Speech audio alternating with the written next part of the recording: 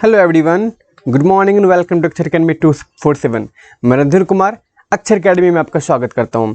आज हम लोग न्यू टेस्ट को एनालिसिस करेंगे। वो टेस्ट हमारा कौन सा होगा जो 11 जुलाई को आफ्टरनून शिफ्ट में कंडक्ट की गई है।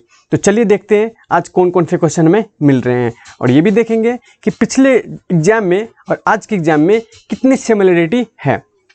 सबसे पहले हम बात करते हैं अपने सोशल मीडिया चैनल की। आप में अक्षर अकेडमी चैनल को फेसबुक पे, लिंक्डइन पे और इंस्टाग्राम पे क्या कर सकते हैं, सब्सक्राइब, लाइक और फॉलो कर सकते हैं। और आप फेसबुक पे रणधीर राठौर सर अक्षर अकेडमी 247 के नाम से पेज सर्च करके उसको आप क्या कर सकते हो, लाइक कर सकते हो। आप हमें अक्षर अकेडमी पे भी फॉलो कर सकते हैं ताकि हमारे द्वारा डाली गई सारी अपडेट्स सबसे पहले आपको मिले। तो चलिए, जिससे कि आप देख पा रहे हैं, आज हम 11 जुलाई इवनिंग शिफ्ट की पेपर को, यानी कि जो 2019 में कंडक्ट की गई थी, उसका हम क्या करने वाले हैं, एनालिसिस करने वाले हैं। तो चलिए बढ़ते हैं अपने फर्स्ट क्वेश्चन की तरफ। फर्स्ट क्वेश्चन हमारा एंटोनीम है। जैसे आप देख पा रहे हैं, select the most appropriate antonym of the given word. आपको मैंने हर दिन यही बताया है कि सिनोनिम एंटोनीम को बनाने के लिए आपको वर्ड की मीनिंग जाननी बहुत जरूरी है। इसीलिए हमारी एक वोकैब सीरीज चल रही है डेली वोकैब बाइट्स के नाम से, जिसमें आपको वर्ड के फॉर्मेशन को सिखाया जाता है। तो आप उस क्लास को जरूर ज्वाइन कीजिए अगर आप एंटोनीम सिनोनिम को इजीली बनाना चाहते हैं। तो जैसे देखिए, ये वर्ड दिया हुआ कौन सा वर्ड है, रूटीन। वर्ड कौन सा है, रूटीन। तो रूटीन का मतलब होता है वो चीज़ें जो एक इंटरवल पे होती है, जो एक इंटरवल पे होती है उसको हम क्या करते हैं, रूटीन। और वो चीज़ें जो हम एवरीडे करते हैं उसको हम क्या बोलते हैं, रूटीन। या फिर किसी चीज़ को करने का अगर डेट और टाइम फिक्स हो तो उसको हम क्या बोलते हैं, रूटीन। और रूटीन जनरली एक इंटरवल के बाद क्या होता है, रिपीट होता है। क्या होता है, रिपीट होता है। ये चीज़ आपको ध्यान में रखनी है। डिफरेंट, डिफरेंट मतलब होता है असमान। क्या होता है, असमान। जो चीज़ें सेम नहीं हो, ये तो ऐसे ही आंसर नहीं होगा। दूसरा हमारा एक्सेप्टेड। एक्सेप्टेड मतलब होता है स्वीकृत। क्या होता है, स्वीकृत। तो ये भी हमारा आंसर नहीं होगा। फिर है नॉर्मल। नॉर्मल मतलब होता है सामान्य। ये भी हमारा ऑप्शन नहीं है। लेकिन फोर्थ नंबर ऑप्शन हमारा है रेगुलर। अब यहाँ पे देखिए, हमें एंटोनीम ढूंढना है। क्या ढूंढना है, एंटोनीम। तो एंटोनीम के लिए हमारा वर्ड डिफरेंट ही सही होगा। कौन सा सही होगा, डिफरेंट। क्यों, क्योंकि अगर आप बात करते हैं एंटोनीम की, तो रेगुलर जो आपका वर्ड है, तो रेगुलर आपका हो जाएगा क्या, रेगुलर आपका सिनोनिम हो जाएगा। लेकिन एंटोनीम का बात का मतलब होता है डिफरेंट। डिफरेंट मतलब जो चीज़ें एक रेगुलर वे में नहीं चलती हो, जो असामान्य हो। ठीक, नॉर्मल मतलब समान। ये दोनों आंसर नहीं होगा, और ये होगा सिनोनिम और ये होगा हमारा एंटोनीम। इसका मतलब इस क्वेश्चन में हमें एंटोनीम ढूंढना है जो कि हमारा है option number first. So option number first हमारा क्या होगा, गिवन वर्ड का एंटोनीम होगा। चलिए बढ़ते हैं इसी के साथ सेकंड नंबर क्वेश्चन पे। यहाँ पे हमको ढूंढना है सिनोनिम। क्या ढूंढना है, सिनोनिम। तो क्लाइमैक्स, वर्ड क्या है, क्लाइमैक्स। क्लाइमैक्स मतलब होता है ऊंचाई। इसको क्या कहते हैं, क्लाइमैक्स। क्लाइमैक्स मतलब होता है किसी चीज़ का एंड पॉइंट। अगर कोई मूवी चल रही है तो उसकी सबसे अंतिम मूवी को क्या बोलते हैं, अंतिम पार्ट को क्या बोलते हैं, क्लाइमैक्स। तो क्लाइमैक्स का मतलब होता है maximum upper limit of something. Maximum upper limit of something is called climax. Preface. Preface मतलब क्या होता है, प्रीफेस मतलब होता है प्रस्तावना। आप कह सकते हो किसी बुक के जो पहले हिस्से में, पहले पेज में लिखा रहता है, वहाँ पे आप देखोगे तो वहाँ पे आपको प्रीफेस लिखा हुआ मिलेगा। क्या मिलेगा, प्रीफेस। कल्मिनेशन मतलब क्या होता है, कल्मिनेशन मतलब होता है क्लाइमैक्स। क्या होता है, इसका मतलब होता है सबसे ऊंचा पॉइंट। यानी कि ये वर्ड हमारा क्या होगा, सिनोनिम होगा। प्रोलॉग मतलब होता है उपसंहार, नहीं, प्रस्तावना। प्रोलॉग का मतलब भी होता है प्रस्तावना, जो कि किसी बुक में सबसे पहले दिया जाता है। एपिलॉग मतलब होता है जो बुक के लास्ट में लिखा है, उसको क्या बोलते हैं, एपिलॉग। तो इस तरह से सेकंड नंबर क्वेश्चन का आपने सिनोनिम देखा, वो कौन सा है, सेकंड नंबर क्वेश्चन का सेकंड नंबर वर्ड हमारा क्या होगा, सिनोनिम होगा। हम बढ़ते हैं थर्ड क्वेश्चन की तरफ। इन the sentence identify the segment which contains the grammatical error. इस क्वेश्चन में हमें ग्रामेटिकल एरर ढूंढना है। तो चलिए देखते हैं। Our nation can make significant growth, एकदम सही है। But if we all work collectively. But if, यहाँ पे दो कंजंक्शन एक साथ दे दिया, वो क्या है, बट इफ। यहाँ पे हमको सिर्फ एक कंजंक्शन ही यूज करना है, जो कि क्या होगा, इफ होगा। इसका मतलब हमें यहाँ पे बट को क्या करना पड़ेगा, रिमूव करना पड़ेगा। तो देखते हैं वो वाला ऑप्शन जिसमें बट और इफ एक साथ यूज किया गया है। आप जैसे देख पा रहे हैं थर्ड पार्ट में बट और इफ एक साथ यूज किया है। अगर बट को यहाँ से हम हटा दें तो this sentence will be correct, यानी कि third number is the correct option to this question. Our nation can make significant growth if we all work collectively. अगर हम सभी एक साथ काम करें तो हमारा देश निश्चित रूप से क्या करेगा, सिग्निफिकेंट ग्रोथ करेगा। तो थर्ड नंबर क्वेश्चन का हमारा थर्ड नंबर क्या होगा, करेक्ट ऑप्शन होगा। बढ़ते हैं फोर्थ नंबर क्वेश्चन की तरफ। Select the word which has the same meaning. ये यहाँ पे गलत चीज को आप हटा दो। The same as the group of given word, one who can use both hand differently efficiently. जो पर्सन, एक वैसा व्यक्ति जो अपने दोनों हाथ को इफिशिएंटली यूज कर सकता है, विथ इक्वल स्किल यूज कर सकता है, उसको क्या बोलते हैं, जीनियस। जीनियस मतलब होता है बहुत ही क्या तेज तर्रार, या फिर जिसको आप बोलते हो इंटेलिजेंट, ठीक। एम्बीडेक्स्टरस, एम्बीडेक्स्टर मीनिंग को हम कल भी आपको बताए थे, जहाँ पे एम्बिगुअस वर्ड आया था। तो एम्बी मतलब होता है दो, क्या होता है, दो, ठीक। और एम्बीडेक्स्ट्रस मतलब क्या होता है, दोनों हाथों को एक साथ इक्वल स्किल के साथ यूज करने वाला व्यक्ति। इसका मतलब दो हमारा इस गिवन वर्ड का क्या होगा, करेक्ट वन वर्ड सब्स्टिट्यूशन होगा। स्किलफुल मतलब होता है जो बहुत स्किलफुल हो। एम्बीवेलेंट मतलब होता है ऐसा व्यक्ति जो ऐसी बातें करे जो बातें समझ में ना आए, जो सत्य और झूठ दोनों की ओर तरफ हो, उसको बोलते हैं एम्बीवेलेंट। एम्बीडेक्स्ट्रस मतलब होता है वैसा व्यक्ति जो अपने दोनों हाथों को इक्वल स्किल के साथ यूज करता है। तो चलिए इसी के साथ हमारा ऑप्शन होता है कौन सा number, second number correct answer. बात करते हैं फिफ्थ नंबर क्वेश्चन की। Given below are 4 jumbled sentence out of the given options pick the one that gives their correct order। इसमें आपको करेक्ट ऑर्डर ढूंढना है। तो चलिए देखते हैं। ऐसा लिखा इनफैक्ट हम हमेशा लास्ट में यूज करते हैं। कहाँ पे यूज करते हैं, लास्ट में यूज करते हैं।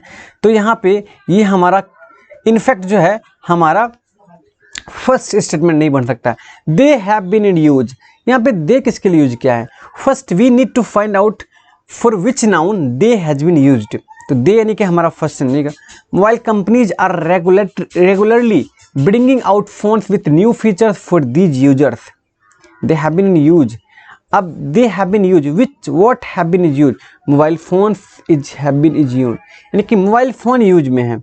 इसका मतलब बी के बाद क्या आना चाहिए, डी आना चाहिए। बी के बाद क्या आना चाहिए, डी आना चाहिए। तो इसमें देखते हैं कि बी के बाद डी किस में, बी के बाद डी आपका इसमें है, इसमें भी है, लेकिन इस दोनों में आपका क्या है, बी के पहले डी है, सॉरी बी के पहले डी होना चाहिए। क्या होना चाहिए, डी पहले। तो ए ऑप्शन भी नहीं होगा और बी ऑप्शन भी नहीं होगा। हमारे पास ऑप्शन बचता है दो, वो है डी और यानी कि सी और डी, यानी कि थर्ड नंबर और फोर्थ नंबर। तो दोनों को हम देखते हैं। दोनों में सबसे पहले तो डी सेंटेंस हमारा फर्स्ट हो गया।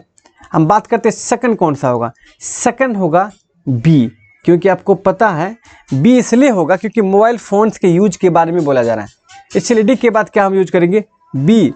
बी के बाद फिर क्या होगा, ए होगा। In fact there are about 800 million mobile phone users now. उसके बाद होगा आपका क्या, सी, यानी कि D B A C will be the correct arrangement of this given jumbled sentence. Fourth number आपका ऑप्शन हुआ correct. In the sentence identify the segment which contains the grammatical error. यहाँ पे आपको ग्रामेटिकल एरर ढूंढना है। तो चलिए ढूंढते हैं। I will stop to refreshments. आपको पता है मैंने क्या बोला, हमेशा टू के बाद आता है B1। क्या आता है, टू के बाद B1। यहाँ पे S लगा के इसको B5 बना दिया गया है। So we need to remove S from here for making the sentence grammatically correct. तो यानी कि आपका इसमें क्या होगा, टू रिफ्रेशमेंट होगा, टू रिफ्रेश होगा। एक्चुअली टू रिफ्रेशमेंट भी नहीं होगा, टू रिफ्रेश होगा। I will stop to refresh at the next restaurant on the highway. To refresh होगा। रिफ्रेशमेंट क्या है, नाउन है। क्या है, नाउन है। तो हमको टू के बाद V1 यूज करना होता है, टू रिफ्रेश होगा। इसका मतलब सेकंड नंबर क्या होगा, करेक्ट ऑप्शन होगा। Select the word which means the same as the given group of words. People living at the same time. People living at the same time का मतलब होता है कॉन्टेम्पोरेरीज होता है। क्या होता है, कॉन्टेम्पोरेरीज। फ्रेंड मतलब दोस्त होता है। कॉस्मोपॉलिटन मतलब होता है वो लोग जो विश्व के, पूरे विश्व को अपना घर समझता हो, जो संसारिक हो, जो अपने आप को अतिथियों को, अपने आप को हर जगह का अतिथि मानता हो। कॉमरेड्स मतलब होता है साथी, दोस्त, जो आपके साथ जॉब में हो या फिर आपके साथ ऑफिस में, उसको बोलते हैं कॉमरेड्स या कलीग। कॉन्टेम्पोररीज मतलब होता है जो सेम समान में जी रहे हैं। जैसे बोलते हैं ना कि बीरबल जो था अकबर का कॉन्टेम्पररीज था, कि जिस समय बीरबल जी रहे थे उस समय अकबर भी थे, ठीक। तो दो व्यक्तियों के सेम काल को हम क्या बोलते हैं, कॉन्टेम्पोररीज बोलते हैं। Let's see 8 number question. 8 number question आपका क्या, इम्प्रूवमेंट है। क्या है ये, improvement. Women in traditional costumes welcoming a foreign dignitaries. अब इसमें हम देखते हैं कौन सा वर्ड होगा। सबसे पहली बात यह है कि वेलकमिंग नहीं होगा, वेलकम्ड होगा, वेलकम्ड होगा, वेलकमिंग नहीं होगा। क्यों, क्योंकि जब कभी भी हम यूज करते हैं पार्टिसिपल, क्या यूज करते हैं, पार्टिसिपल एज एन एडजेक्टिव, तो हम यूज करते हैं V3। क्या यूज करते हैं, V3, पास्ट पार्टिसिपल। तो एक में ही आपका पास्ट पार्टिसिपल है, that is in the option number 2। So this will be the correct option to question number 8। Let's see 9 number question. Select the most appropriate option to substitute the underlined segment in the given sentence। ये भी आपका क्या है, improvement है। ये क्या आपका improvement. With each passing day he was going in more travel। He was going in more travel। He was going into more travel होगा, क्या होगा, into। तो देखते हैं किस में, he was getting into, और going भी नहीं होता बल्कि getting into होता है। क्या होता है, getting into more travel। he was getting into more travel। so the correct option for this question number 9 will be 4। let's see 10 number question। Manual मतलब क्या होता है, मैनुअल मतलब ये होता है अगर किसी चीज़ के, मान लो कोविड-19 अभी चल रहा है, तो कोविड-19 के लिए अगर लोगों को निर्देश देना हो तो उसको हम किस फॉर्म में देंगे, मैनुअल के फॉर्म में देंगे। किस फॉर्म में, manual. That is called manual, यानी कि हैंडबुक। हम क्या कहते हैं उसको, हैंडबुक कहते हैं, जो हर आदमी के लोगों हाथों में हो और वो पढ़ पाए कि आखिर किसी स्पेशल चीज़ के लिए कौन सी प्रिकॉशन लेनी है, क्या डूज है, क्या डोंट है, वो सब चीज़ें देखना है। डायरेक्टली मतलब होता है किसी के नामों की सूची को डायरेक्टली बोलते हैं। थीजर्स मतलब होता है synonym antonym of the word is called thesaurus. अगर कोई एक्स्ट्रा डिक्शनरी जिसमें वर्ड का सिनोनिम एंटोनिम दिया हुआ हो उसको हम बोलते हैं थीजर्स। डिक्शनरी मतलब वर्ड के मीनिंग जिसमें दी जाती है उसको हम बोलते हैं डिक्शनरी। तो यानी कि मैनुअल का हैंडबुक क्या होगा, हमारा करेक्ट सिनोनिम होगा। So the answer to this question number 10 will be what, 3rd। चलिए बात करते हैं 11 नंबर क्वेश्चन की। Given below are 4 jumble sentence, we need to find out the correct arrangement here.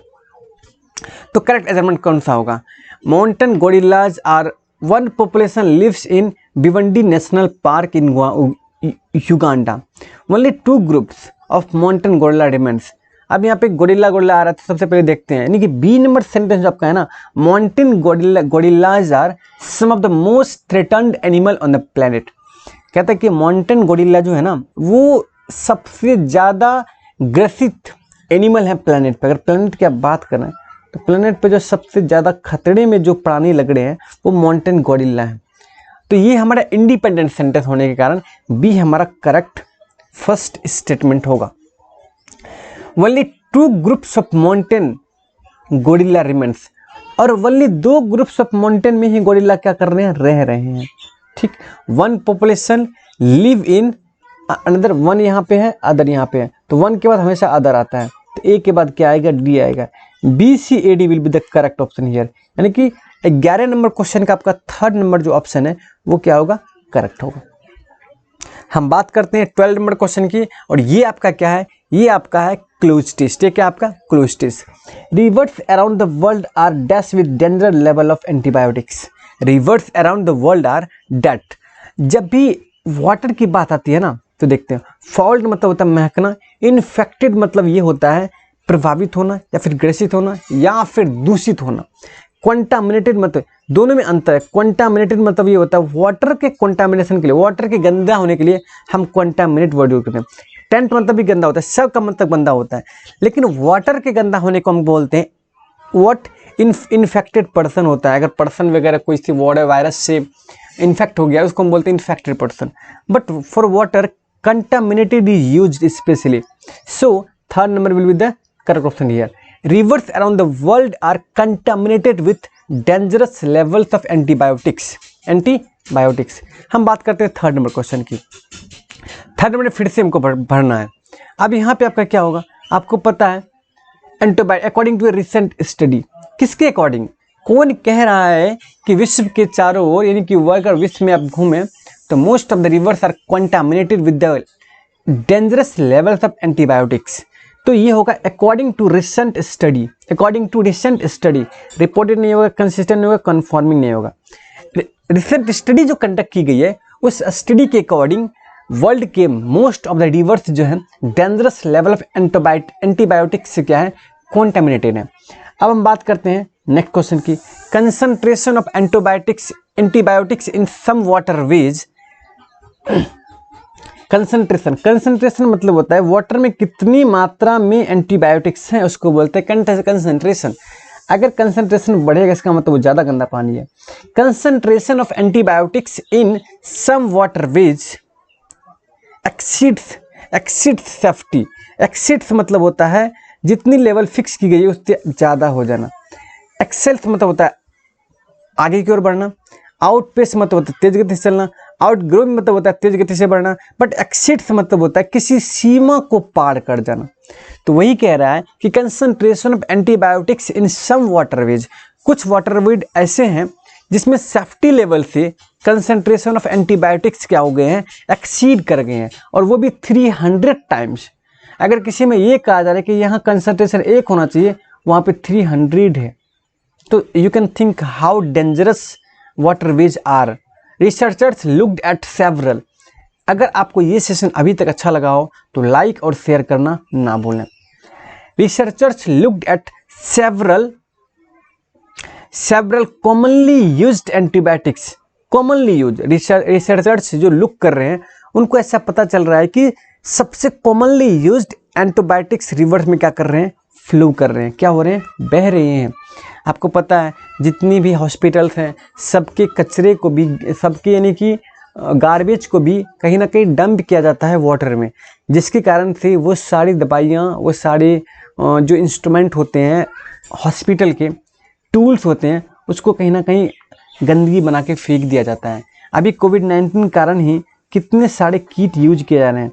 अब उस कीट को कहाँ डिस्पोज किया जाएगा इसकी कोई व्यवस्था नहीं है, तो इससे क्या होती है, प्रॉब्लम क्रिएट होते हैं। तो ये कह रहा है researchers look at several commonly use, सबसे कॉमनली जो एंटीबायोटिक्स यूज किए जा रहे हैं वो हमारे रिवर में क्या कर रहे हैं, फ्लो कर रहे हैं। इसका मतलब second will be what, second will be the correct option to the question number 15। अब हम देखते हैं 16 number question, flowing through 70। Through मतलब ये होता है अगर ऐसे नदी है इसके बीच से बहने को हम बोलते हैं through. Inside of something is called through, inside of something is called through.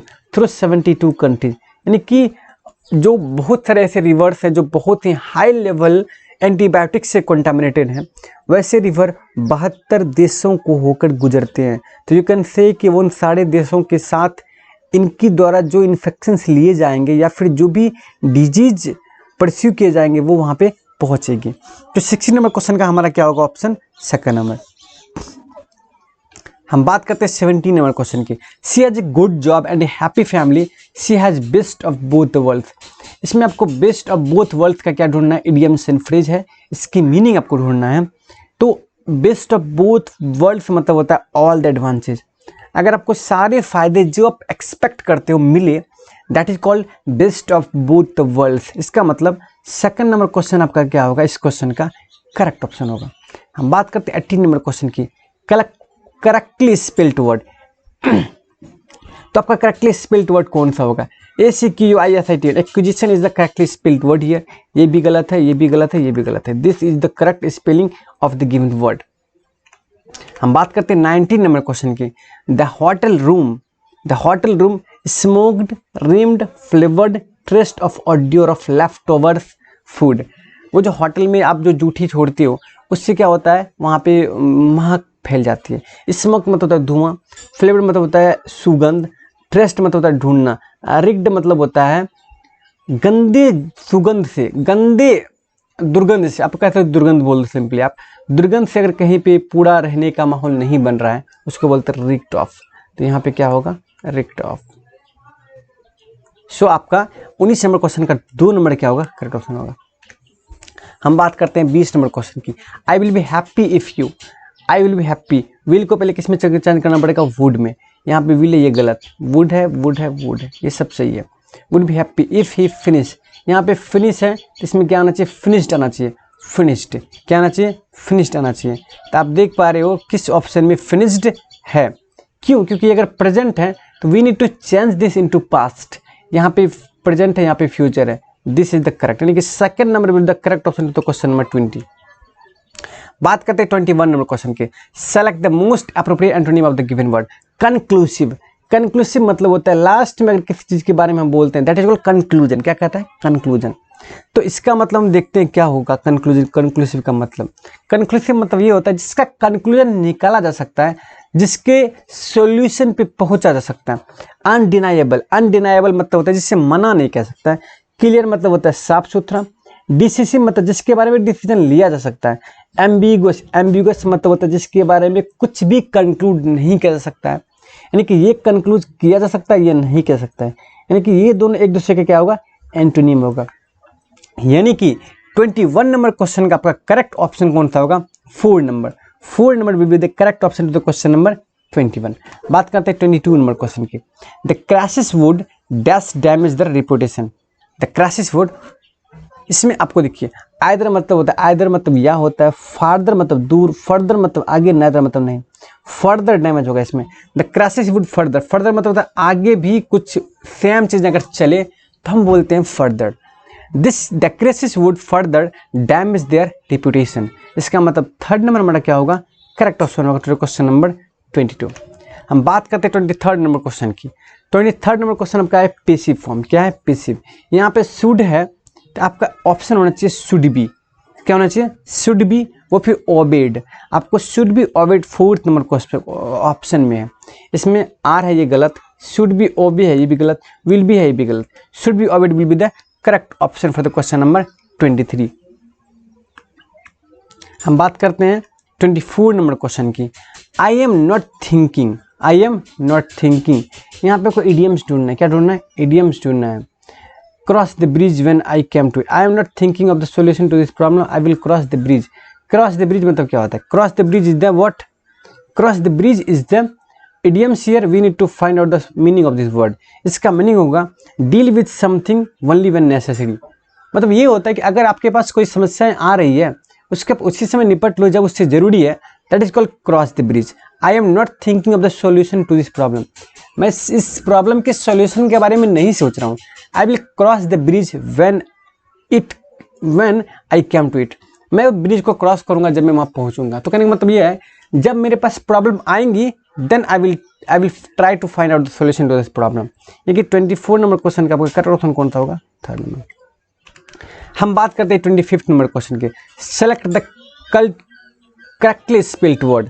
आपका करेक्टली स्पेल्ड वर्ड होगा COUNTERFEIT, COUNTERFEIT, ये आपका क्या होगा, करेक्ट होगा, FEIT, यानी कि 1st number will the correct option for the question number 25। अगर आपको ये सेशन अच्छा लगा है तो आप मेरी वीडियो को जरूर लाइक कीजिए, और अगर आप अक्षर अकेडमी पे ये वीडियो देख रहे हैं और आपने अभी तक इसे सब्सक्राइब नहीं किया है तो please do subscribe the channel and press the bell icon. अगर आप लिंक्डइन यूज करते हो तो आप लिंक्डइन पे भी अक्षर अकेडमी क्या कर सकते हो, फॉलो कर सकते हो। और अगर आपको ये वीडियो अच्छा लगा है तो लाइक, शेयर और कमेंट करना ना भूलें। आज यहीं तक हमारा वीडियो रहेगा। Thanks for watching the video. Good bye and take care.